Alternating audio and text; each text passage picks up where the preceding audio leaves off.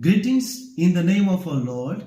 Today we are going to discuss another important subject, which is the lawless operating system or the spirit of lawlessness.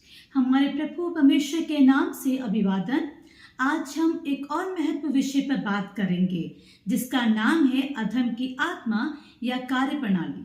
Beloved people of God, Paul speaks of the mystery of lawlessness.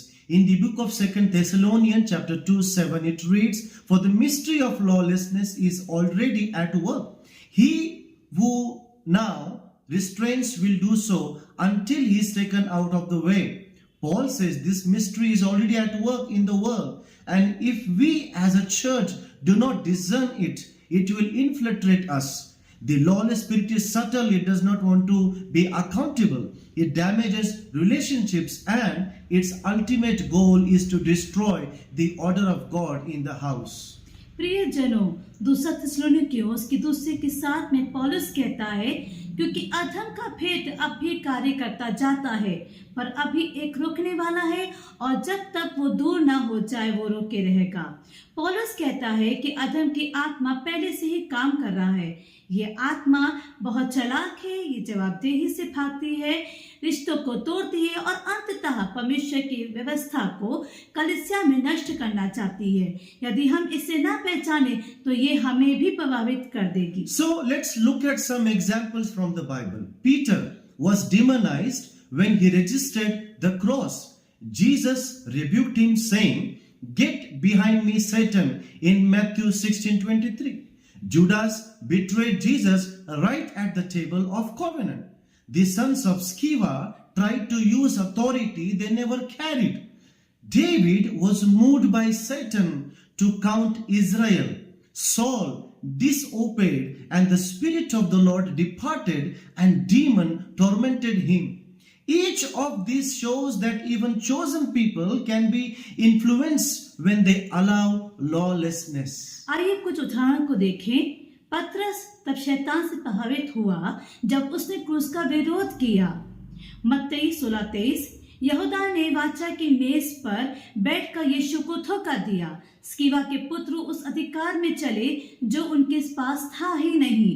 Dawood शैतान से प्रेरित होकर Israel की गिनती करने लगा। शाऊल ने आज्ञा का उल्लंघन किया और यहोवा की आत्मा उससे हट गई और दुष्ट आत्मा ने उसे घेर लिया। ये सब उदाहरण दिखाते हैं कि यदि चुने हुए लोग भी अधर्म को जगह दें तो वे प्रभावित हो सकते हैं। Now, how does this spirit operate? What are some characteristics of the lawless operating system? They disappear from the church without accountability. They speak evil of the set man and the house. They misinterpret the words of leadership. They carry egocentric perceptions and hidden sin. They treat the church as common and not as holy. They refuse to submit to God-appointed authority.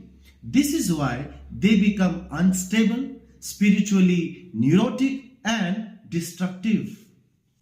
ये आत्मा कैसे काम करती है? अधर्म की आत्मा के क्या क्या गुण विशेष हैं? लोग बिना जवाबदेही के कलीसिया से गायब हो जाते हैं। वे नियुक्त व्यक्ति और कलीसिया की निंदा करते हैं।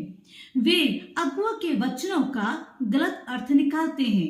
वे अहंकार और छुपे पाप से भरे रहते हैं। वे कलीसिया को पवित्र नहीं बल्कि साधारण वस्तु मानते हैं। वे परमेश्वर द्वारा ठहराए हुए अधिकार के अधीन नहीं होते, इसलिए वे आत्मिक रूप से अस्थिर व विनाशकारी हो जाते हैं। The lawless spirit always attacks the father-son wineskin. Why?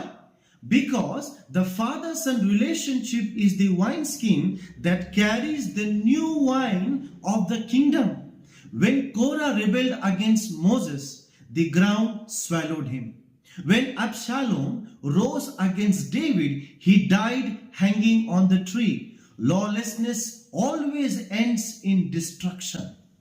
अधर्म की आत्मा हमेशा पिता पुत्र की व्यवस्था पर हमला करती है। क्यों?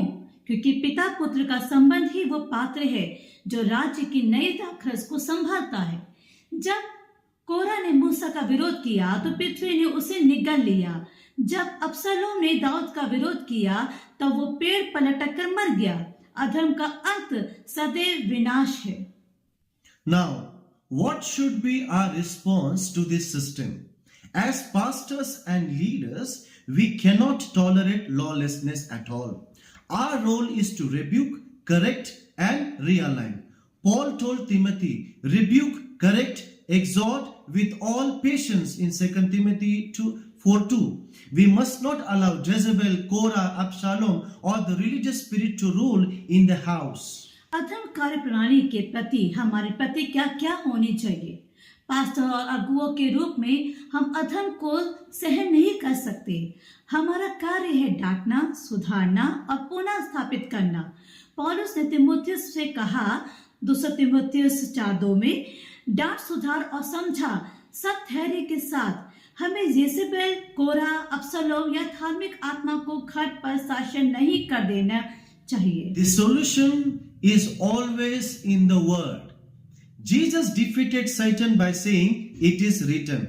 As pastor, we must point people back to the word of God, pray for them by name, covering them, teach them how to discern false brethren, guard the house against enemies of the kingdom.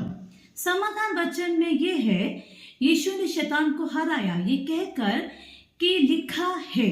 Pastor के रूप में हमें चाहिए कि हम लोगों को परमेश्वर के वचन की ओर केंद्रित करें, उनके लिए नाम लेकर प्रार्थना करें और ठाके भी उन्हें झूठे भाइयों को पहचानना सिखलाएं, राज्य के शत्रुओं से घर की रक्षा करना भी।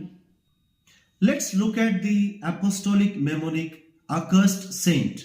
A stands for absent armor, C conceit, C communion abuse, U stands for unforgiveness, R for robbing God, S for Satanism, E for evil speaking, D for defiance. इस प्रेरितिक मेमोनी को याद रखें। अनुपस्थित कवच, घमंड, प्रभु भोज का दुरुपयोग, क्षमा ना करना, परमेश्वर को लूटना, शैतानवाद, बुरी वाणी, विरोध।